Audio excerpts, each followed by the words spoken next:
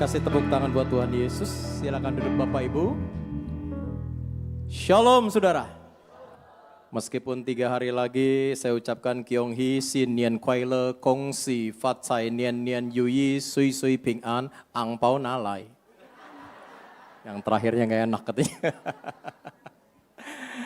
Nah puji Tuhan, senang sekali ini momen Sintia, 3 hari lagi saudara, saya dipercayakan menyampaikan pesan Tuhan di tempat ini. Dan hari ini juga firman-Nya tentang Imlek saudara. Tapi sebelumnya saya mengucap syukur kepada Bapak Gembala, Wakil Gembala, seluruh staf pengembalaan tempat ini, dukungan yang luar biasa untuk misi penginjilan saya lakukan. Ya Bapak Ibu, beberapa kali saya khotbah di tempat ini, saudara lihat perjuangan ya. Tadi hambanya Pak Purba mengumumkan, memang tanggal 3 saya akan ke suku Loze dan suku Tawana. Nah saya merintis di suku Tawana itu 5 tahun yang lalu, jalan kaki 9 hari 9 malam. Ya, sempat saya putus asa karena kuku kaki saya lepas 5. Kenapa saya putus asa saudara? Karena saya jalan 3 hari belum ketemu desa. Dan itu melelahkan sekali, tidur di hutan, ketemu goa apapun kita tidur, baju dari basah sampai kering, gak pakai jas hujan, kelaparan, kedinginan, gak mandi berhari-hari saudara. Tetapi anugerah Tuhan 5 tahun lalu kami rintis, meskipun jalan kaki 9 hari 9 malam, rasa capek itu hilang ketika kepala sukunya bertobat dan akhirnya dibaptis. Ya. Dan kepala suku ini orang bilang kalau pemerintahan yang lama ini Jokowinya Indonesia. Karena di bawah dia ada ratusan kepala suku. Ya, 2019 ini wilayah dihijaukan, 2020 saya dengan tim masuk. Kita akan jadikan anak Tuhan lagi dan akhirnya 2021 saya datang lagi. Karena kepala sukunya sudah bertobat, 2021 istri, anak, menantu dan sekarang satu kampung itu sudah Kristen. Luar biasa. Nah apa yang Bapak Ibu tabur Tuhan perhitungkan saudara, ini memang perjuangan gak gampang. Saudara dengar kesaksian saya, mau di penjara, mau dibunuh. Wah udah menghadapi medan geografis, ya jujur kalau gak punya hati gak akan sanggup. Ini bukan masalah stamina, tapi ini masalah hati, masalah passion saudara. Saya dari seorang pengusaha yang cukup diberkati, biasa tidur di hotel bintang 5. Ya, kalau mau mandi tinggal putar keran air hangat, dingin tinggal tarik selimut. Tapi hari-hari ini saya diizinkan harus nginep di hotel banyak bintang. Melek mata ngai lihat bintang sudah. Kalau ke toilet saya mesti gali sendiri, tutup sendiri. Tidak takut sama setannya tapi takut diseruduk babi hutan. Jadi selalu pelepasan itu bawa pisau komando, bawa pentungan saudara. Karena begitu pup bunyi kok, wah kita udah siap-siap darah Yesus. Saudara, belum lagi kelabang yang panjangnya bisa 16-17 cm, kalajengking yang tebalnya hampir 4 ruas jari kita, ular-ular kobra yang 3-4 meter. Kemarin saya baru balik dari Papua Nugini, jalan kaki juga dikawal Brimob sama TNI kita nginjil, karena situasi politik tidak aman dan Ramil, saudara lihat ya di Brondong AK-47 jatuh dibacok sampai mati itu pas saya tiba. Ya dan saya harus jalan, waktu itu anak saya juga ikut, saya agak takut saudara, saya sebenarnya gak pernah takut tapi ini ngajak anak yang jadi persoalan. Kita jalan kaki sampai di Papua Nugini dan anugerah Tuhan hari ini sudah pondasi 10 gereja lagi di Papua. Ya. Dan selama hampir 7 tahun yayasan saya ini pimpin, tahun ini semua karena kemurahan Tuhan saya sendiri menangis terkagum-kagum. Hampir 250 gereja sudah berdiri di pedalaman sudah. Ya, salah satunya dukungan dari tempat ini. Terus dukung dalam doa, saya nanti akan 2 minggu ya habis Sintia dulu 3 Februari sudah ada di pedalaman. Dan setahun itu saya boleh dikatakan 6 bulan di pedalaman, 6 bulan di Jakarta. Nah anugerah Tuhan kalau di Jakarta bisa diundang juga di GB Intermark. Ya dan gitu ke schedule-nya itu nanti April, Juni, Agustus terus sampai akhir tahun. Kapan saya berhenti? Sampai napas saya putus karena saya sudah bernasar sebelum 1000 gereja Tuhan jangan panggil saya pulang. Itu janji saya kepada Tuhan. Saya hitung-hitung ya 70 tahun lebih lah sudah mencapai 1000. Ya, tapi banyak jemaat, keluarga juga bilang, Pak Min jangan doa begitu, Bapak tuh setahun bangun 40-50 gereja loh, cepat 1000 loh, nanti 1000 Bapak dipanggil pulang. Saya bilang nanti kalau sudah 900 saya bangun pelan-pelan. Setahun biasanya 40 gue jadi bangun 2-3 unit gitu saudara. Ya, terima kasih ya Bapak Ibu. Nah hari ini PowerPoint ditayangkan, ini karena 3 hari lagi kita Sintia, baik kita yang keturunan warga Tionghoa maupun bukan keturunan warga Tionghoa, ini satu firman yang baik untuk kita pelajari karena kalau bicara adat istiadat, siapapun diri kita, di sini ada orang Batak hadir, orang Ambon, orang Jawa, ya suku-suku yang lain, Sunda, ya mungkin orang Nias, orang NTT, setiap kita itu punya adat istiadat. Nah tentunya dalam melakukan iman kekristenan kita, terkadang itu berbenturan saudara. Tentunya sebagai umat Kristen kita harus memilih-milih, memilah-milah, mana yang tidak bertentangan dengan iman Kristen dan mana yang bertolak belakang dengan iman Kristen. Kalau bertolak tentu kita tidak boleh lakukan. Nah hari ini kita akan belajar ya tentang tradisi Xinjia atau Imlek, PowerPoint ditayangkan. Saudara kalau Anda perhatikan, Imlek itu bukan perayaan agama, tetapi satu tradisi. Meskipun pada awalnya Imlek dirayakan oleh satu agama yang bernama Konghucu. Ya, agama saya yang lama, saya dulu di Konghucu. Saudara, agama Konghucu memang sangat berbeda dengan semua agama di dunia ini. Kenapa? Karena mereka mementingkan nilai-nilai moral yang luar biasa. Karena di dalamnya ada unsur Konfusianisme, menghormati leluhur, menghormati orang tua. Dan para leluhur kita di Tiongkok zaman dulu ketika mereka merayakan Imlek, pergantian tahun, biasanya dilakukan dengan cara apa? Malam sacapme, malam kumpul-kumpul, makan sama-sama diiringi dengan menyalakan mercon. Nanti saya akan bagikan kenapa ada petasan, ya menyalakan kembang api dan sebagainya. Nah Bapak Ibu yang saya kasih dalam nama Tuhan Yesus Kristus, hari ini kita akan melihat lagi saudara, Imlek itu memang kalau kita perhatikan kapan sih masuk ke Indonesia? Tepatnya abad 3 Masehi. Dilakukan oleh apa? Orang-orang Tiongkok imigran masuk ke negara kita, mereka berdagang. Dan mereka menyampaikan, melaksanakan tradisi ini turun-temurun tiap tahun di negara kita. Tetapi karena pergolakan politik, akhirnya semua yang berbau Cina, semua yang berbau Tiongkok itu dilarang oleh Presiden Soeharto almarhum pada saat itu saudara, karena ada pergerakan politik G30 SPKI. Dan akhirnya dikeluarkanlah pada saat itu satu Inpres nomor 14 1967, semua kegiatan yang berbau China, Tiongkok itu tidak bolehkan. Ya, makanya kalau kita perhatikan tuh periode tahun 1970-an, 80-an ke atas, sebelum 98 itu rasis cukup tinggi di Indonesia. Apalagi kita yang matanya sipit-sipit begini kan. Dikit-dikit akeu lewat. Keu kan anjing saudara. Ya, Cina lewat, bahkan kadang-kadang dinyanyiin loh, nggak enak banget. Cina loleng makan babi sekaleng, enggak habis gue tempeleng. Lu kagak tahu cunjuk enak. Apalagi cukiok Pontianak, waduh, pakai bulacan, waduh, itu begitu gigit pintu sorga terbuka. Saking enaknya saudara. Nah saudara, mereka rasis seperti itu saudara, tapi hari ini kita melihat oleh karena anugerah Tuhan di Indonesia sudah jarang terjadi saudara. Nah Imlek masuk ke negara kita seperti itu. Kemudian anugerah Tuhan, pada saat zaman Presiden Abdurrahman Wahid tahun 2000 saudara, Inpres nomor 14 ini dicabut, digantikan dengan Kepres nomor 19 2001. Di mana diadakan libur fakultatif bagi yang merayakan Xinjia. Dan akhirnya tahun 2002 Presiden Megawati memutuskan Imlek dirayakan sebagai libur nasional yang bukan hanya dirayakan oleh orang-orang keturunan Tionghoa, tapi dari agama lain, mau Islam, Hindu, Buddha, mereka juga menikmati. Hari ini, dari hari Sabtu sampai nanti hari Rabu, wah itu Harpitnas, orang bilang, hari kejepit nasional. Ya, itu semua menikmati liburan yang ada. Nah Bapak Ibu, hari ini kita akan melihat, klik lagi, apa sih pandangan iman kekristenan tentang Xinjia ini?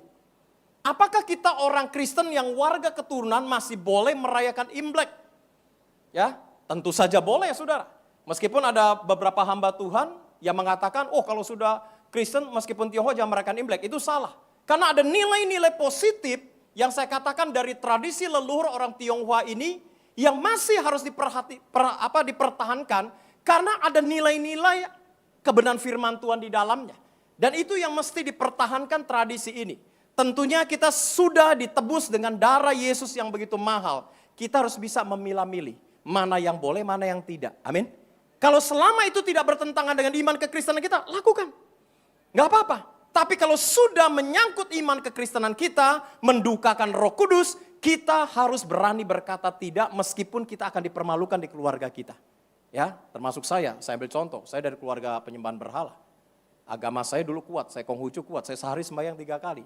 Kungkung saya dukunnya Pak Harto, mami saya dukun, papa saya pakar Feng Shui. Alhamdulillah nggak jadi pendeta. Ya, Tuhan baik. Karena saya sekolah di madrasah sampai SMA, saudara. Jadi sedikit-sedikit bahasa Arab bisa. Nah, saudara, saya ingat ketika mami saya meninggal, ya meskipun dia sudah dalam Tuhan. Ya kita, karena separuh 50% Kristen, 50% agama kepercayaan, ya udah kita bagi. Ya, jadi yang Kristen itu harus ibadah hari Kamis dan Jumat. Nah saudara pada saat itu jujur loh, nggak gampang. Saya pendeta, saya disuruh paikui pegang hio sembayang kepada orang tua. Wah itu nggak gampang, karena itu bisa jadi selisih paham. Ya, ketika saya suruh pai seperti itu, saya bicara baik-baik sama koko saya bilang, kok maaf, pertama saya sudah Kristen, yang kedua gue pendeta, jemaat banyak hadir, bukan karena itunya, tapi iman saya kepada Yesus Kristus. Kami orang Kristen juga ada ibadah. Jadi saudara minta hikmat supaya jangan gara-gara orang tua meninggal, kakak adik gegeran, jadi akhirnya persaudaraan putus. Katakan amin. Ya, harus saling melengkapi.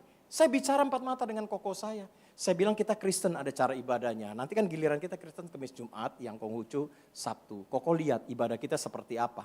Ya, nah itu akhirnya ada hubungan yang baik saudara. Kita pola ibadah kita baik-baik dan kita nggak alergi. Ada orang kalau kadang-kadang orang Kristen tuh jadi batu sandungan, nggak mau deketin peti mati lah, segala macam lah, ciong lah, spiritnya tidak bagus. Saudara, roh dalam diri kita jauh lebih dahsyat dari segala kuasa di bawah kolong langit ini. Jangan alergi, ya kita saling membantu, fotoin mereka ketika mereka ibadah. Dan akhirnya ada hubungan yang baik. Nah saudara, kita harus menerima tradisi yang baik dan menolak yang bertentangan dengan iman kita. Kalau perayaan Sinche itu kita tahu, itu perayaan menyambut musim semi. Di mana selama 3 bulan mereka dalam musim yang sangat dingin. Wah China kalau sekarang tuh bisa minus 20, 25. Dingin sekali saudara. Dan ketika masuk musim semi, musim tanam baru. Itu mereka bersukacita merayakannya dengan kumpul makan keluarga. Bagi-bagi berkat saudara. Dan kalau dari sisi ini kita memperhatikan orang Tiongkok maupun di Eropa itu mengenal 4 musim. Ya, musim apa? Panas, musim semi, gugur, dan dingin. Nah kita Indonesia beda. Ya, dan Indonesia itu sangat diberkati oleh Tuhan. Kita hanya mengenal musim panas dan musim hujan. Kesempatan kita menanam itu dari Januari sampai Desember menambur dan menuai. Nah kalau mereka hanya ada kesempatan itu 6 bulan untuk menanam. Musim gugur udah pasti nggak bisa. Musim dingin apalagi saudara. Nah kalau kita ikut-ikutan merayakan perayaan Sinchia, saya mau katakan itu sah-sah saja. Bahkan pada saat saudara merayakan Imlek, menyalakan kembang api, pasang mercon petasan, itu juga sah-sah saja. Tapi jangan sampai terpengaruh tradisi, karena petasan itu ada sejarahnya. Orang-orang Tiongkok masang petasan begitu rupa, tujuannya buat ngusir roh jahat. Roh jahat nggak bisa diusir pakai petasan, kecuali setannya jantungan. Roh jahat hanya diusir pakai nama Yesus, nampak di atas segala nama. Nah, saya bagikan sedikit sejarahnya. Kenapa saya pakai baju merah? Kenapa di sini semua pada pakai baju merah? Saudara, zaman dulu ini mitos. Ya. Ada satu cerita, ada satu makhluk, ya kita kategorikan iblis lah. Makhluk ini namanya Nien, tinggalnya di dasar laut. Dan makhluk ini selalu muncul pada saat malam tahun baru menjelang pergantian tahun. Sinchia lah kita bilang begitu. Dan ketika dia keluar saudara, makhluk Nien ini suka makan hasil panen, makan ternak, bahkan makan manusia. Akhirnya penduduk Tiongkok pada saat itu apa yang mereka lakukan? Ketika makhluk ini muncul, mereka yang pertama mereka akan bakar bambu karena letupan dari bambu itu seperti suara mercon. Dan mereka prediksi percaya itu makhluk akan takut saudara. Ya, tetapi pada zaman dinasti Sung saudara ditemukan misiu dan akhirnya dibuat petasan. Katanya untuk mengusir makhluk itu. Dan dikatakan kenapa sampai hari ini kita pakai baju merah. Meskipun warna-warna Imlek itu tidak hanya selalu merah saudara. Ya katanya ketika makhluk ini keluar mau makan manusia. Ada anak kecil pakai baju merah. Dan makhluk ini ketika lihat anak kecil itu pakai baju merah. Lari tunggang langgang masuk ke dalam dasar laut. Dan sejak itu gak pernah muncul. Dan akhirnya itu dari mulut ke mulut. Dari desa provinsi setiap tahun mereka percaya. Warna merah ini sanggup mengusir roh jahat dan warna keberuntungan. Makanya saudara dihiasilah dengan ornamen lentera warna merah. Termasuk GB Intermark hari ini banyak pakai baju merah. Kalau yang kantongnya lebih satu ketahuan pengen minta angpau. Yang mau minta angpau katakan amin. Wih banyak ya. Wakeh luar biasa. Pak Gembala banyak yang minta tuh Pak Gembala. Nah saudara, ya, jadi muncullah legenda itu pakai baju merah saudara. Next slide berikutnya. Nah, jadi ada batasan-batasannya. Saudara mau ikut Cynthia silakan, nggak jadi masalah. Saudara, tapi ada batas-batasan yang bertentangan dengan iman kekristenan yang meskipun kadang-kadang masih jumpai. Ada orang Kristen udah ke gereja, tapi masih melakukan ini. Nah, ini menjadi duka bagi Roh Kudus. Karena sekali Yesus tetap Yesus. Amin. Saudara nggak bisa separuh kaki lo ikut setan, separuh kaki lo ikut dunia. Kemudian separuh lagi mungkin ikut Tuhan, nggak bisa seperti itu. Jadi kita benar-benar sekali Yesus tetap Yesus. Larangan yang nggak boleh yang pertama apa? Jangan lagi memakai ornamen yang berhubungan dengan sio, naga maupun ular. Apalagi ini tahun apa hari ini? Ular kayu. Ya. Jadi kalau yang masih ada bajunya gambar ular ya udah terlanjur pulang ya disablon gitu, ganti gambar apa gitu saudara. Ya saudara. Jadi ornamen-ornamen seperti ini sudah tidak boleh lagi. Wahyu 12 ayat 7 dan 9 bilang begini. Naga dikalahkan maka timbullah peperangan di sorga. Mikael dan malaikat-malaikatnya berperang melawan naga itu dan naga itu dibantu oleh malaikat-malaikatnya. Tetapi mereka tidak dapat bertahan, mereka tidak mendapat tempat lagi di sorga. Dan naga besar itu si ular tua yang disebut iblis atau setan yang menyesatkan seluruh dunia. Dilemparkannya lah ke bawah, ia dilemparkan ke bumi bersama dengan malaikat-malaikatnya. Saudara, semua ornamen-ornamen ini sebaiknya, bukan sebaiknya, harus saya katakan, kita sudah Kristen, jangan pakai. Kenapa? Pada saat Anda pakai, berarti Anda menyetujui dan mengakuinya. Saya kesaksian tadi pagi, saya pernah diundang di satu gereja Bethel Indonesia juga, kebetulan gembalanya sahabat baik saya. Dia minta seminar tradisi leluhur berbarengan dengan Cynthia pada saat itu. Nah saudara, waktu saya datang saya kaget, mimbarnya penuh dengan gambar-gambar 12 sio. Terus ada ular, ada naga, ada liong segala macam. Itu mimbar penuh dengan ornamen-ornamen penyembahan saudara. Saya mau tegur kagak enak, tapi saya khotbah, saya sampaikan firman Tuhan, akhirnya gembalanya mengerti. Nah saudara, jadi kita sudah Kristen, pakai merah, ya ukiran-ukiran seperti oriental. Gak apa-apa saudara, ya sebab pada saat kita gambar, waduh apalagi ularnya besar, ularnya dekat kepala saudara, waduh mana orang bingung, mana ular, mana orang saudara. Jadi jangan lagi saudara, jadi yang sudah terlanjur kalau mengerti ini tahun depan tidak lagi melakukan lagi, katakan amin. Ya. Kemudian yang selanjutnya, next, jangan lagi saudara berdoa, biasanya H+1, H-1 menuju Cynthia itu ke kuburan. Ya, berdoa bagi kuburan orang tua. Kenapa? Karena orang Tionghoa meskipun udah Kristen, falsafah orang Tionghoa sangat menghormati penghormatan pertama kepada dewa dan dewi. Dewa-dewi orang Cungko, China sangat banyak, saya udah sembahyang semua. Yang kedua, kepada apa? Leluhur. Karena ini bagian daripada ajaran Konfusianisme, memang bagus. Ya, menghormati orang tua. Saudara boleh silakan, saya nggak alergi. Saya pun jadi pendeta, saya ngajak istri dan anak ke kuburan papa mama saya. Tapi bukan pas cengbeng. Biasanya sebulan 2 bulan setelah cengbeng. Saya datang ngapain? Bersih-bersih kuburan. Fotonya buram, saya elap, cuci pakai air. Keramiknya mungkin pecah, kita semen lagi. Rumput-rumput liar kita cabutin. Bawa anak-anak, mungkin yang bontot waktu itu belum lahir. Ini kungkung nih, ini apo kuburannya. Saudara, silakan ke kuburan, gak jadi masalah. Orang Batak, orang apapun silakan ke kuburan. Tapi jangan ke kuburan, lo ngobrol sama kuburan. Ma, apa kabar? Kyonghi, mama. Besok Cynthia lo, ma. Ini cucu banyak nih. Ngai kurang uang. Ngomong deh, mama. Kasih mimpi, masih ada tabungan di mana? Oh, celaka, saudara. Mama bilang di BCA, lo kabur gak? Kabur, saudara. Di sana kagak ada BCA. Nah, saudara.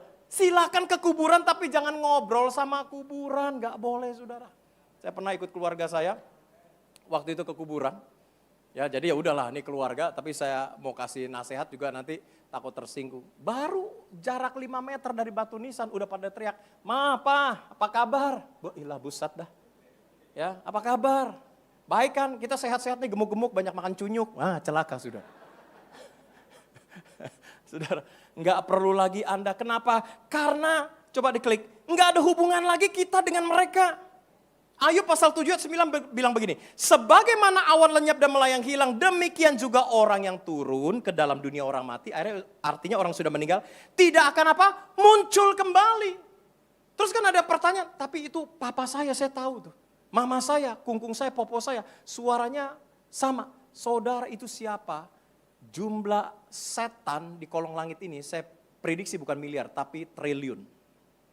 Pemimpinnya satu namanya Lucifer, ya. Saudara, iblis firman Tuhan berkata bisa menyamar seperti malaikat terang. Dia bisa menyamar sama jadi siapa aja sudah, bisa. Ya, dulu pengalaman okultisme saya, waduh ngeri saudara. Dia pernah nyamar jadi suara istri saya segala macam, itu udah saya alami. Itu iblis bisa lakukan seperti itu, sudah. Jadi kalau yang muncul-muncul itu, ya bukan, nggak ada hubungan lagi dengan kita. Ya, saudara, kalau Anda, saya katakan, menghormati orang tua, saudara, itu pada saat mereka masih hidup. Katakan amin. Ya. Dan orang Tionghoa sangat kental dengan penghormatan kepada dewa dan dewi, karena mereka percaya sampai hari ini, bahkan udah jadi Kristen loh. Ada, saya berdoa di GB Intermark tidak ada. Mereka percaya, leluhur mereka, orang tua, kakek nenek, leluhur mereka yang jauh sekalipun, itu kalau nggak disembayangin, kita anak mantu cicit bisa kena kutuk. Tapi kalau disembayangin, akan dapat berkat dan perlindungan. Bapak Ibu harus mengerti, berkat kita bukan dari orang yang sudah mati. Katakan amin. Tapi berkat kita hanya datang di dalam nama satu pribadi yang bernama Yesus Kristus. Itu berkat yang sempurna. Bahkan di tahun ini, saudara, jujur sebagai pendeta, saya tidak nakut-nakutin. Ini tahun yang gak gampang. Goncangan akan hebat di bidang ekonomi. Keangkrutan demi kebangkrutan, pilot perusahaan itu akan terjadi. Tapi pesan firman Tuhan di pagi hari ini dalam suasana Imlek, kalau saudara bergaul karib dengan Tuhan, kalau Anda intim dengan Tuhan, saudara akan lihat pembelaan Tuhan sepanjang tahun 2025, jemaat GB Intermark akan terus dipelihara dan diberkati oleh Tuhan Yesus. Amin Bapak Ibu. Ya, asalkan pengharapan kita hanya kepada satu pribadi yang bernama Tuhan Yesus Kristus. Ingat, banyak orang di luar sana bilang begini, orang Kristen itu istilahnya kalau bahasa orang Tionghoa nggak uhau, nggak mengabdi sama orang tua, nggak pernah ke kuburan orang tua ngasih makan lah, kesukaan mama, papa, saudara. Sekali lagi saya tegaskan, ini momen Imlek. Prinsip kekristenan menghormati orang tua pada saat mereka masih hidup. Amin. Hukum Taurat kelima, Yesus Kristus pun memberikan teladan. Ya, ketika dia 3,5 tahun dalam pelayanan. Bahkan dari masa dia remaja sampai dia dewasa, dia menjadi anak tukang kayu, membantu papanya Yusuf yang adalah tukang kayu. Bahkan ketika tahu dia akan disalibkan, dia menitipkan Maria kepada muridnya yang bernama Yohanes. Itu pengabdian yang luar biasa. Ya, enggak apa salah kalau orang Kristen dibilang tidak menghormati orang tua, salah besar. Itu hukum Taurat kelima, hormati ayah ibumu, maka lanjut usiamu saudara. Makanya di momen Imlek ini bukan hanya momen Imlek, yuk berkati papi mami, berkati mertuamu pada saat mereka sehat. Kalau Anda diberkati, ajak jalan-jalan, jangan egois jalan-jalan sendiri. Jangan saudara. Ya, mertua juga diperhatikan, jangan cuma orang tua kandung. Kalau orang tua sudah meninggal, itu kuburannya, batu nisannya Anda mau lapisin emas pun gak ada artinya. Anak-anak muda perhatikan firman Tuhan ini. Jangan suka ngelawan orang tua. Nanti saya akan bagikan juga di ibadah jam 1, dewasa muda. Jangan lawan orang tua, berkati mereka, blessing mereka. Jangan mereka udah tua, 75, 85 tahun, jalan udah terseok-seok, baru diajak jalan-jalan, kebanyakan tidur di jalan. Ajak makan enak, wah udah pakai gigi palsu semua. Ya, saya punya kesaksian, rumah saya di Sunter. Waktu itu pembukaan restoran namanya The Cost. Dan mereka bikin spanduk promo besar-besaran.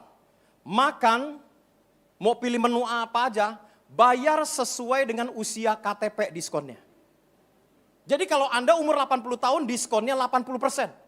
Kalau makan 1 juta cuman bayar no peceng. Papi saya waktu itu masih kerja sama saya, dia bagian keuangan. Umurnya belum tua-tua banget lah, 60 tahun lain, 64, 65. Karyawan saya 20 orang lebih, kita makan. Bu itu antriannya saudara, saya lihat mobil Alphard, BMW, Mercy. Tapi mobil itu begitu buka, turunin kursi roda dan tongkat. Yang turun begini-begini. Getar-getar sudah.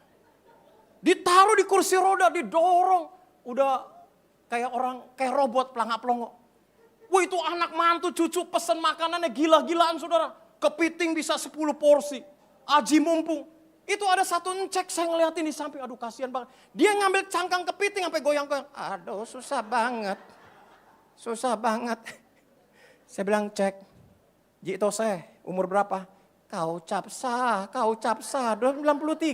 93 makan kepiting godek-godek Bapak Ibu. Ya. Kita bilang ini anak mengasihi orang tua kurang ajar gue bilang. Lo ngambil kesempatan emak lo, kungkung lo, apa lo udah peot-peot lo ajak makan pengen diskon gede. Aduh Tuhan Yesus, tapi sekali lagi anak-anak di tempat ini tidak seperti itu. Yang ada anak di GBI Kutub Utara sudah kasih tepuk tangan buat Tuhan Yesus. Ya, jadi prinsip kekristenan hormati orang tua pada saat mereka sehat. Ini momen Imlek, berkati orang tuamu. Berkati orang tua pun ada caranya saudara. Nah saya menikah saudara, istri saya dari keluarga yang cukup mampu. Keluarga saya jujur miskin pada saat kami menikah. Karena saya SMP papi mami bangkrut, saya harus berjuang, cari uang, cari makan semua, sampai menjadi pengusaha yang sukses pada saat itu. Saya kalau ngasih angpau, saya terus terang, kita kalau angpau tuh kasih sekian, memang saya ngasih, istri yang ngasih. Nah saya bilang, keluarga kamu kan papi maminya cukup diberkati ya, keluarga aku kan susah. Aku ngasih angpau lebih besar ya buat papi mami, saya bukannya egois, tapi papi mami kamu, aku ngasih bukan formalitas ya, sebagai syarat saja. Oh ya boleh. Dan kalau ngasih mertua saya, bukan istri yang saya ngasih di cross. Supaya tetap kita anggap sebagai orang tua kandung. Amin. Kalau papi mami saya ngasih siapa? Istri saya. Ya. Juga seperti itu kepada sanak famili. Kalau Anda diberkati oleh Tuhan, yuk tahun ini saudara, ini momennya. Ya, jangan pelit-pelit sama orang tua. Anak dan menantu katakan amin. Orang tua katakan aman. Ya, kalau anakmu di samping senyum dia sama dia. Lo denger tuh pendeta, inget ya angpaunya yang gede. Ya, selanjutnya next. Jangan menyembah kepada patung atau berhala. Meskipun banyak ayat, saya bacakan satu ayat saja, Keluaran 23 ayat 24. Janganlah engkau sujud menyembah kepada Allah mereka atau beribadah kepadanya, dan janganlah engkau meniru perbuatan mereka, tetapi haruslah engkau memusnahkan sama sekali patung-patung berhala buatan mereka, dan tugu-tugu berhala mereka harus kau remukan sama sekali. Bapak Ibu yang sudah Kristen, di rumah mungkin masih orang tua, ada popo, kungkung, papa mama masih menyembah patung berhala, meskipun itu tugas kita untuk menginjili, tapi saudara jangan ikut-ikutan, itu sembayang. Apalagi malam Sincia biasanya sembayang, orang-orang Tionghoa yang masih totok, saudara sembayang tepekong dapur. Itu mohon berkat, jangan saudara. Ya, meskipun Anda disuruh, maaf ya, pegang hiu segala macam, jangan lagi. Tapi ada satu mantu, dia bilang, saya serba salah Pak Min, saya ini menantu. Semua sembayang, menantu yang udah Kristen juga sembayang, mau gak mau saya ikutan sembayang. Tapi saya pegang hiu Pak, saya sembayangnya kepada Tuhan Yesus loh. Hah? Gimana ceritanya? Ya saya pegang hiu Pak. Jadi saya bohong-bohongan. Tapi saya berdoa, saya paikui Tuhan Yesus berkati keluargaku, berkati tapi pakai hiu. Gue bilang ntar malaikat bilang, hai ya Yesus bukan orang Cina oh. Nah ini repot sudah. Saudara, jangan saudara. Sekali Yesus tetap Yesus, amin. Terus terang aja ngomong kayak saya, maaf kita Kristen gak begitu lagi. Masa lu pegang hiu berdoa kepada Tuhan Yesus, jangan saudara, gak boleh seperti itu. Sekali Yesus tetap Yesus, amin saudara. Pertahankan imanmu, ya meskipun kau harus bayar harga, ya memang ikut Yesus ya. Harus bayar harga, ya. Pikul salib saudara. Patung-patung apalagi jangan disembayangin. Saudara mungkin pernah dengar, kok ada patung bisa bergerak. Saudara kalau mau bicara agama saya yang lama, saya taat sembayang, saya sehari sembayang 3 kali. Sampai indera keenam saya terbuka dan saya bisa melihat alam supranatural. Makanya dulu di GBI saya selalu pelayanan pelepasan. Sampai kemarin saya masih diundang di Bandung untuk melayani pelepasan. Ya, GBI Philadelphia kemarin. Nanti mau diundang ke Manado juga, ke Ambon juga. Mungkin tahun ini atau tahun depan. Nah saudara, kenapa patung kok bisa bergerak? Saya alamin semua. Sifat daripada setan, kitab Lukas berkata, dia pergi mengembara mencari tempat perhentian. Didapati tempat itu kosong, dia mengajak 7 roh lain yang lebih jahat. Nah awalnya ketika wadah itu mungkin abu orang tua kita tancepin hiu kita sembahyang, awalnya gak ada apa-apa, itu kosong. Kita menganggap dengan fotonya dia hadir di situ, sebenarnya awalnya gak ada. Tetapi setan lewat, dia lihat, ada wadah nih disembayangin, dia masuk. Makanya kadang foto bisa bergerak, itu kita udah alami. Ya, saya kalau sembayang tuang mangkok merahnya 3, itu saya tuang ke kiri, dia lari ke kanan. Saya tuang ke kanan, dia lari ke tengah. Saya berdoa pakai bahasa koi, ya supaya roh jahat jangan mengganggu, cucu mau sembahyang. Dia baru diem. Sebenarnya itu tipu daya iblis, saudara. Itu tipu muslihat iblis. Kita nggak boleh lagi percaya begitu, saudara. Dan akhirnya saya gampang sekali lihat roh jahat. Sampai mama saya berkata, lu tuh anak sial tiada hari tanpa lihat setan. Karena mama saya setiap malam Jumat buka praktek perdukunan, itu 15-25 pasien di rumah. Dan satu-satunya anak dari 7 bersaudara yang melihat roh jahat itu masuk ke tubuh mama saya, itu selalu saya. Dan mama saya mulai kerasukan, mulai ngobatin segala macam. Ya, Dan akhirnya saya di Kuepang, ke Kuangkong lah, ke Kuan Im lah. Tetap aja bisa lihat. Mama saya berkata, lu tuh anak sial, jidat lu terlalu lebar, jadi gampang lihat setan. Waktu saya bertobat, saya pegang jidat saya. Ini apa hubungannya jidat lebar dengan gampang lihat setan? Jaka sembung kagak nyambung. Jidat lebar keuntungan cuma satu, mati lampu ngai nyala sendiri. Berbahagialah orang jidat lebar. Nah saudara, kita nggak boleh lagi sembayang-sembayang patung segala macam. Berkat kita bukan dari hal-hal seperti ini, percayalah saudara. Tidak ada Tuhan yang punya mata nggak bisa melihat, punya mulut nggak bisa bicara, punya hidung tidak bisa mencium, punya telinga nggak bisa dengar. Nggak ada. Berkat kita sejati hanya datang dari Tuhan. Amin. Orang berkata patungnya ada kuasa, Pak dia bisa bergerak. Tidak, itu roh jahat, percayalah. Saya punya pengalaman ketika saya injili cici saya di Singapura. Satu keluarga itu, waktu saya datang liburan, waktu itu anak saya baru 2, masih kecil-kecil. Ya, waktu itu saya udah layan pelepasan, itu begitu masuk patungnya satu rumah. Mungkin ada 12 dewa. Waduh saya hafal benar karena udah saya sembayangi. Saya peganglah yang kepalanya gundul ceritanya pada saat itu. Cici saya marah, lu jangan kurang ajar lu, mentang-mentang pendeta. Lu kenapa saya? Ini sahabat lama saya bilang. Sahabat lama saya bilang, kagak tumbuh-tumbuh nih dari dulu. Ya, cici saya marah, lu ntar malam lu digampar lu, pelok lu, mulut lu kena stroke lu. Kalau digampar gue tangkis, gue bilang. Saudara akhirnya karena saya datang sama mertua saya pendoa syafat sampai hari ini, umurnya sudah 76 tahun. Saya bilang begini, perjalanan kita jangan sia-sia. Ini cici, cihu, ponakan semua harus terima Yesus. Setiap ada kesempatan injili siapa itu Yesus, mental hari kedua kali sampai hari ke-6 mental. Hari ke-7 tembus. Ya, saya bilang kita 7 bersaudara, lo lihat siapa yang paling diberkati? Adik lo kan? Ya, bukannya gue sombong, gue bilang gue jadi orang Kristen, enggak. Adik lo paling diberkati. Saya udah bakar banyak kayak gini, enggak ada benda-benda begini bisa menyelamat kita. Dia diem aja, cihu saya juga diem. Saya injili, singkat cerita dia mau terima Yesus. Nah pada saat dia mau terima Yesus saya bilang begini, ini benda-benda gak boleh di rumah lagi. Tapi saya bukan yang bakar, nanti orang lain lihat bisa tersinggung. Kalian hari yang izinkan musnahkan, saya musnahkan. Boleh gak saya musnahkan? Ya udah, boleh. Tapi jangan kamu ya, panggil pendeta lain. Nanti kamu kan adik saya saudara, nanti kamu ntar malam diserang, anak-anak kamu diserang, istri kamu diserang, nanti stroke semua besok pagi. Enggak, gue bilang, tenang aja. 1 Yohanes 4:4, roh dalam diriku jauh lebih dahsyat dari segala kuasa di bawah kolong langit ini. Ini ayat jadi dasar saya misi masuk pedalaman. Ya memang tahun kemarin saya nyaris buta karena disantet sama suku D di Kalimantan. Itu rame. Saya disidang. Ya, dijaga 30 TNI karena saya dianggap melanggar adat. Saya sempat tidak bisa melihat sekian detik. Dan selama jadi pendeta baru ngerasain 1 minggu gak bisa tidur. Karena semua dukun dari suku D itu turun semua. Ya, nyantet saya. Saya baca Mazmur 91 lebih karena sudah lebih dari 7 kali karena sudah di luar kepala. Ketika saya disidang mereka ambil babi dan ayam hitam, mereka sembelih itu ayam dan mereka putar-putar mantra. Saya sempat gak bisa melihat sekian detik. Saya syok saudara, waduh kena nih saya bilang. Tapi saya berdoa Tuhan jangan permalukan aku. Bela firman-Mu, bela hamba-Mu Tuhan. Itu tiba-tiba terang. Waktu mereka kasih semua pertanyaan saya bisa jawab dengan lancar saudara.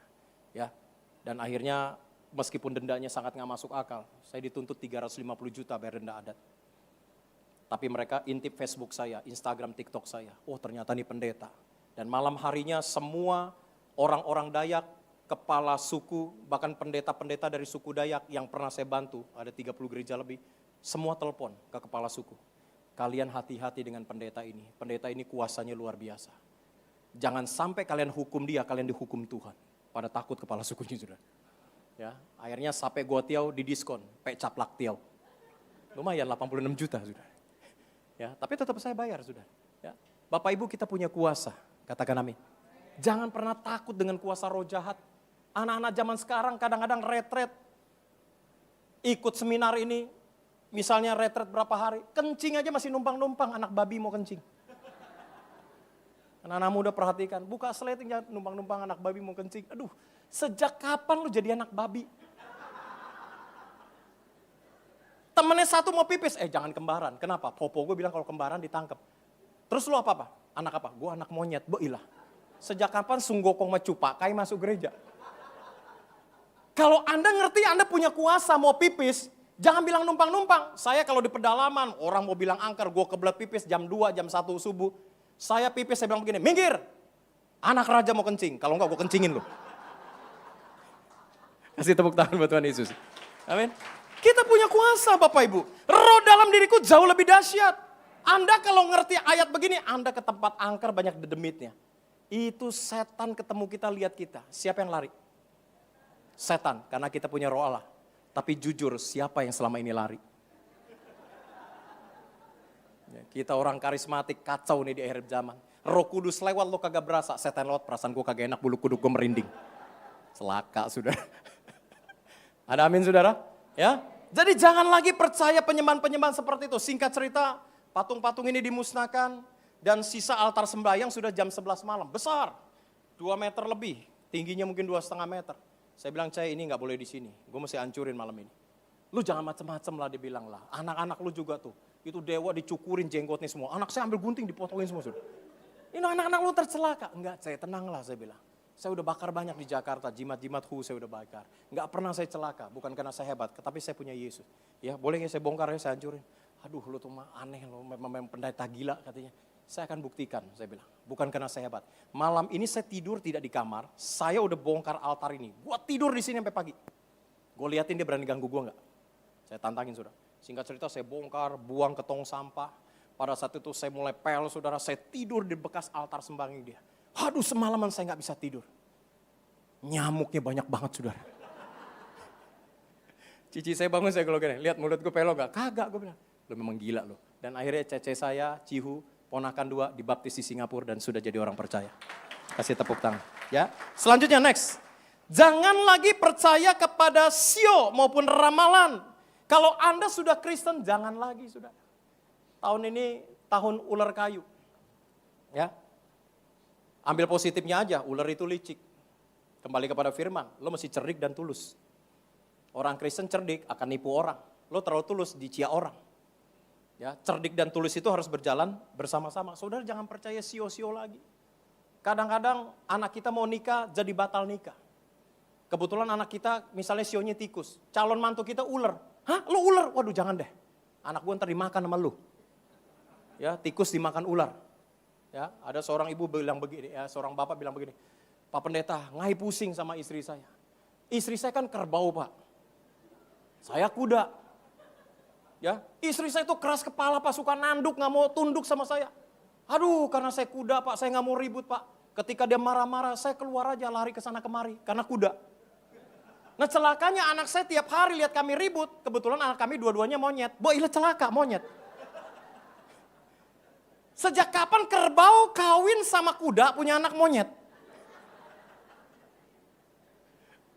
Bapak Ibu jangan lagi percaya kepada sio-sio ya.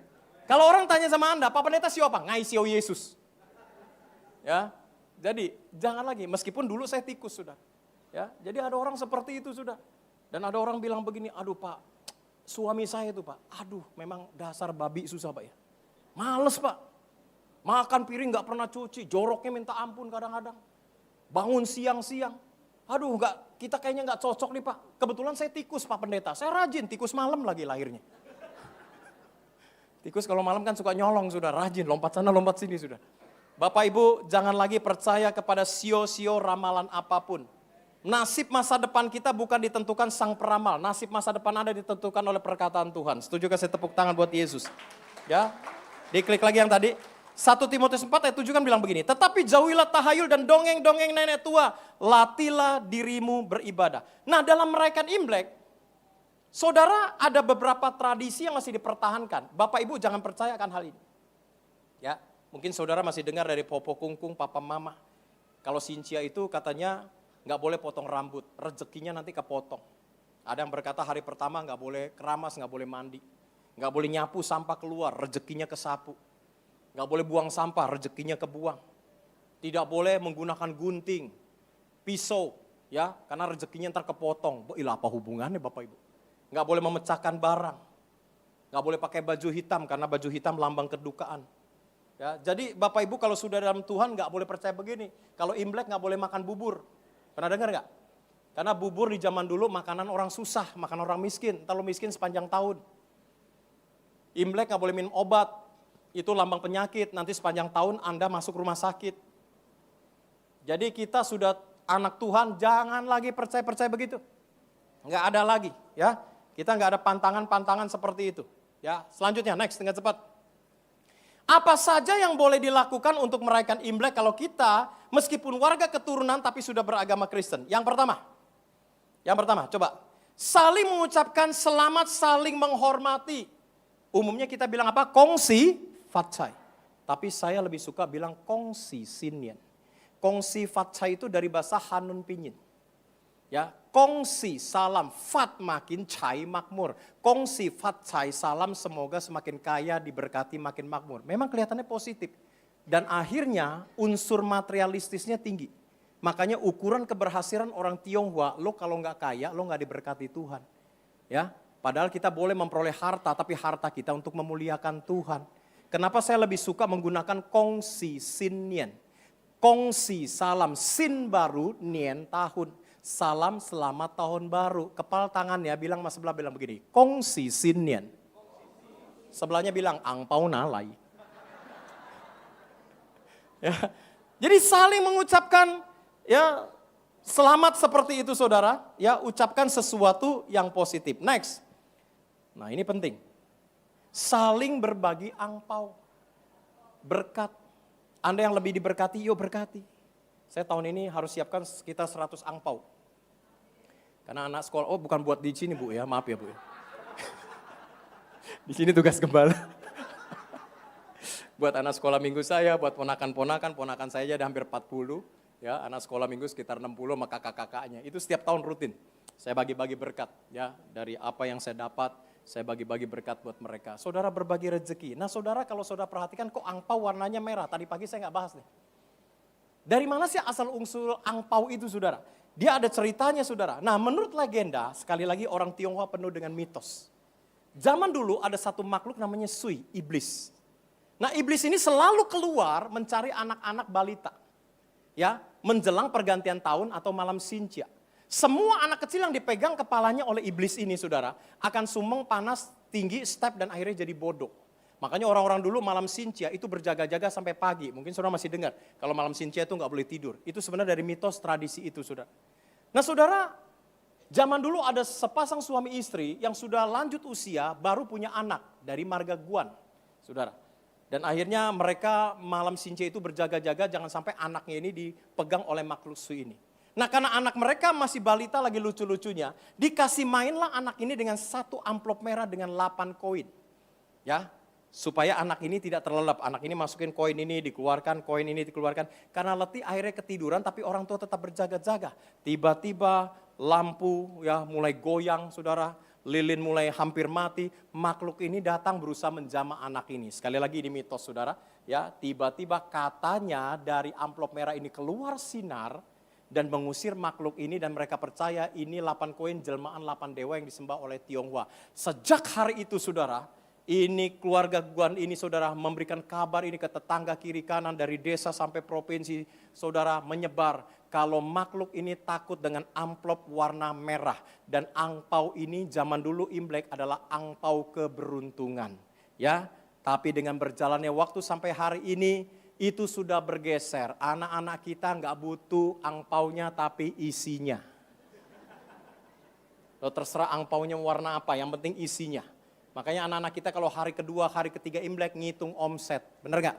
Lo dapat berapa? Gue dapat notio. Itu kan keluarga lo kaya-kaya tuh naik Alphard.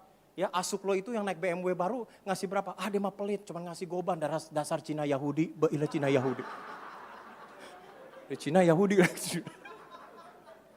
Sudah, ya Bapak Ibu kalau diberkati jangan kasih goban, kasih lebih. Yang mau kasih lebih katakan amin. Wah banyak imam musik ternyata berkatnya luar biasa saudara. Ya, jadi asal usul angpau itu dilihat begitu saudara. Ya, nah selanjutnya dengan cepat. Makan bersama dengan keluarga, nah ini penting. Biasanya malam sacapme, malam Imlek. Saya kalau papi mami masih ada suka kumpul, tapi karena keluarga udah jauh-jauh kita malam Sincia enggak. Kumpulnya besok. Pakai rumah saya tahun ini mertua semua, mungkin hampir 100 orang akan datang di rumah saya. Ya, saudara siapkan angpau segala macam. Nah saudara, makan ini, 1 Korintus 10 ayat 31 bilang begini. Jika engkau makan atau jika engkau minum atau jika engkau melakukan sesuatu yang lain, lakukan semua itu untuk apa? Kemuliaan Tuhan. Tapi yang jadi pertanyaan, pernah gak bilang begini, Pak Pendeta, Itu kalau malam Imlek keluarga kita belum kenal Tuhan, itu kan makanan bekas sembayangan. Boleh dimakan nggak? Boleh nggak saya tanya sama Bapak Ibu, ibadah kedua ini. Boleh nggak makanan bekas sembahyang kita makan? Boleh nggak? Yang bilang boleh angkat tangan. Yang bilang tidak? Oke. Yang nunggu jawaban bener deh, ilah susah banget sih. Pada prinsipnya perhatikan, semua makanan yang sudah didoakan boleh kamu makan. Karena firman Tuhan berkata, bukan apa yang masuk ke dalam mulut yang menajiskan, tapi apa yang keluar, tetapi ada tapinya. Itu dicatat di 2 pasal firman Tuhan, 1 Korintus pasal 8 dan 1 Korintus pasal 10. Ya, kalau Anda tahu itu makanan bekas sembahyang, jangan engkau makan karena itu jadi batu sandungan. Itu dicatat nanti baca di rumah 1 Korintus pasal 8. Udah jelas-jelas nih. Keluarga nawarkan, ini makan bekas sembahyang, makan ya. Jangan. Apalagi di situ ada orang Kristen. Jangan. Ya, karena Anda akan jadi batu sandungan. Tapi kalau Anda nggak tahu itu bekas sembahyang, saudara, makan aja. Yang penting makan berdoa. Kuduskan, sucikan dengan darah Yesus. Ya.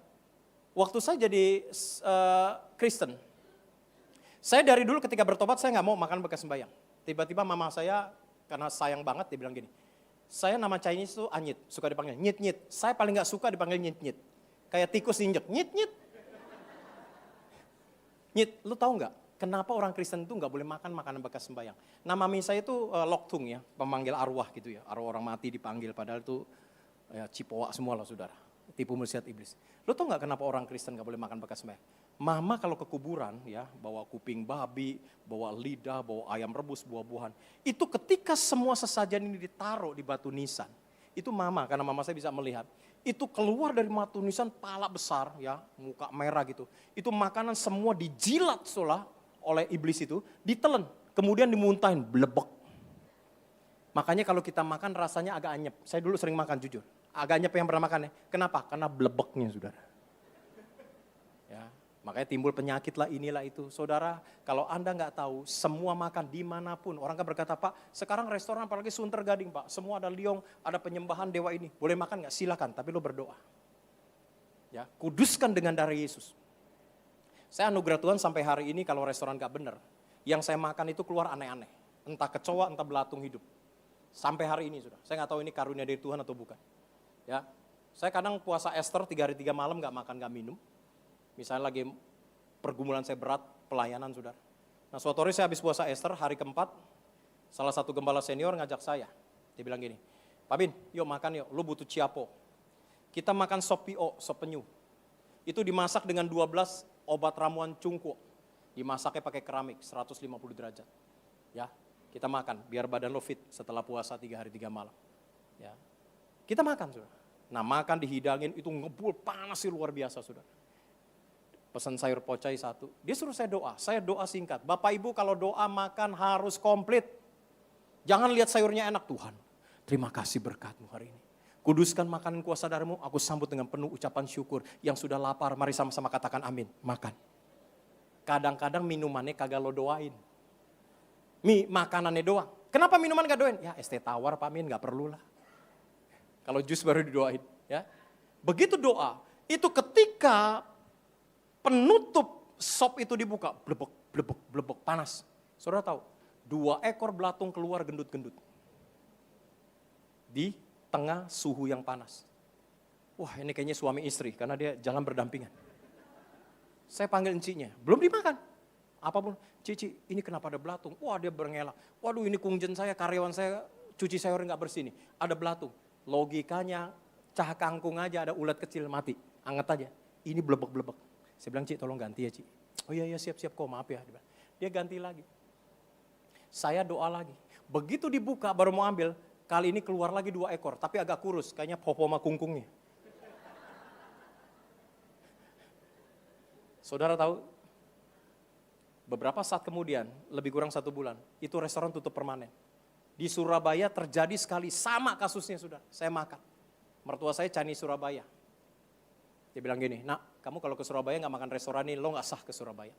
Cuman makan pecel, nasi, empal. Ya, terkenal banget, saya gak sebut restorannya. Terkenal sekali restoran, besar. Waktu saya datang makan saya curiga. Restorannya jelek Bapak Ibu, jujur aja. Kursi dari kayu, yang makan naik BM, naik Alphard. Lantai sebagian dari tanah. Tapi waiting list, saya gak nyaman kalau makan begitu. Saya orang misi soalnya. Ya. Nah saudara, ketika makan saya gak dapat tempat duduk. Mertua saya 8 orang dapat satu baris, saya dengan istri. Gak tahu memang Tuhan udah siapkan, saya duduk persis di depan dia masak. Ngeliatin dia masak tuh, goreng empal, goreng ayam, goreng tahu, tempe. Saudara, istri saya tanya, Pi mau pesan apa? Oh yaudah, cobaan katanya empalnya enak sama pecelnya. Pesan deh. Digoreng suruh, mendidih. Mendidih, dihidangin kita makan. Masih ngebul itu empal saya ingat. Istri saya bilang, Pi doa. Saya doa seperti biasa, makan. Saya ambil nasi, 1-2 sendok, tiba-tiba itu daging di piring saya goyang. Saya pikir gempa bumi, saya kaget. Loh Mi, kenapa? Saya teriak darah Yesus.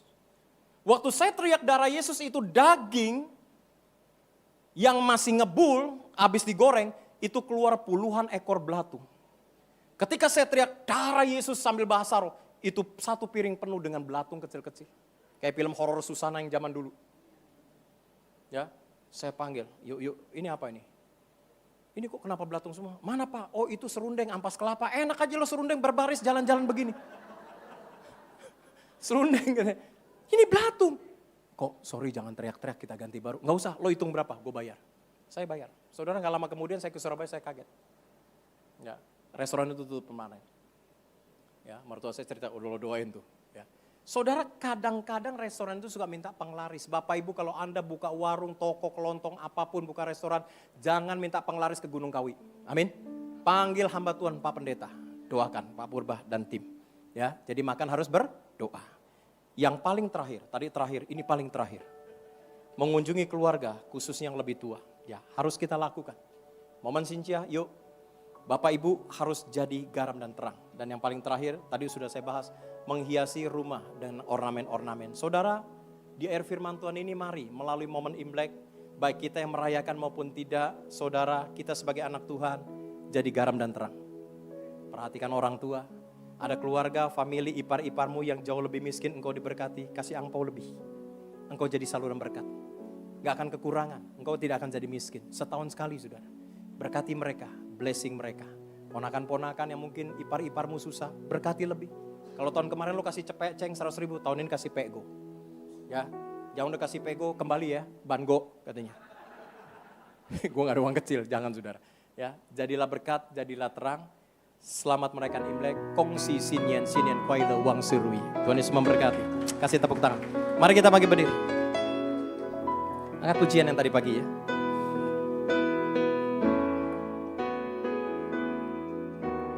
Ajaib kau Yesus, ajaib kasih-Mu yang kau nyatakan di sepanjang hidupku. Dari segalanya yang kau janjikan, telah kau genapi bagiku. Sekali lagi, ajaib kau Yesus. Ajaib kau Yesus, ajaib kasih-Mu yang kau nyatakan di sepanjang hidupku. Dari segalanya yang kau janjikan, telah kau genapi bagiku.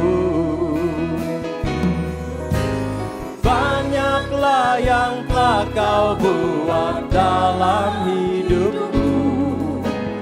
Ku mau bersyukur, ku memuji-Mu. Dengan apa ku dapat membalas kasih-Mu? Ku sembah kau Yesus selamanya. Banyaklah yang telah kau buat dalam hidupku. Ku mau bersyukur, ku memuji-Mu. Dengan apa ku dapat membalas kasih-Mu? Ku sembah kau Yesus selamanya. Ku Ku sembah Kau Yesus selamanya. Ku sembah Kau Yesus selamanya.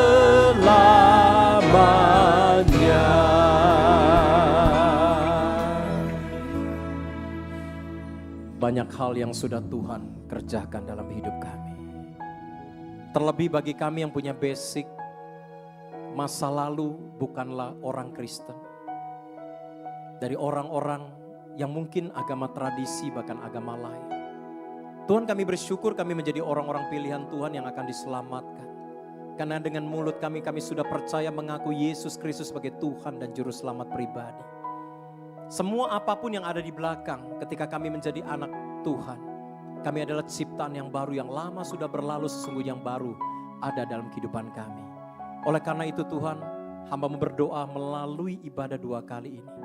Semua tradisi kepercayaan yang berbenturan dengan iman percaya kami kepada Tuhan, kami tidak mau lakukan lagi. Ampuni kalau selama ini beberapa kami masih kompromi. Tapi lewat firman hari ini kami mau katakan sekali Yesus tetap Yesus. Meskipun kami harus dihina, kami dibenci, dikucilkan. Tetapi kami mau pertahankan iman kami sampai kepada garis akhir. Kami gak mau kompromi dalam hidup ini mendukakan hatinya Tuhan. Berkati Tuhan setiap anak-anak-Mu, khususnya warga keturunan Tionghoa. Yang hari Rebu nanti merayakan Sincia, Imlek Tuhan. Berkati, biarlah kami rayakan berdasarkan firman Tuhan. Kami menjadi garam dan terang dunia, menjadi berkat bagi keluarga kami. Oh, berkati GBI Intermak, ibadah 1 dan 2, 3. Berkati Pak Gembala, wakil seluruh jemaat pelayan Tuhan yang ada. Berkati biarlah mereka terus hidup dalam takut akan Tuhan. Hamba selesai menjadi penyambung lidah-Mu. Kebenaran firman Tuhan hari ini hamba percaya yang lemah dikuatkan. Sakit disembuhkan, terikat dibebaskan. Oh Tuhan, berkat Tuhan tercurah bagi setiap anak-anak-Mu. Dan pada akhirnya segala pujian, hormat, kemuliaan hanya bagi nama-Mu. Engkau yang sudah diberkati dengan iman. Mari sama-sama katakan amin. Tuhan Yesus memberkati Bapak Ibu.